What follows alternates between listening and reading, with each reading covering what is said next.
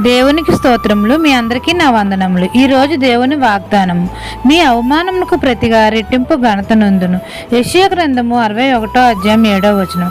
మన తండ్రి అయిన యెహోవా మన అవమానమునకు ప్రతిగా రెట్టింపు ఘనతనిస్తానని మనతో సెలవిస్తున్నారు. మనమందరము యెహోవా యందు భయభక్తులు కలిగి జీవిస్తే యెహోవా కృపయు ఘనతయు మనకు అనుగ్రహిస్తాడు. యథార్థంగా ప్రవర్తించే వారికి ఏ మేలును చేయక మానడు. ఘనత ప్రభావంలో ఆయన సన్నిధిలో ఉన్నవి గనుక మనము హృదయ గర్వమును విడిచిపెట్టాలి. అప్పుడు దేవుడు మనకు ఘనతనిస్తాడు.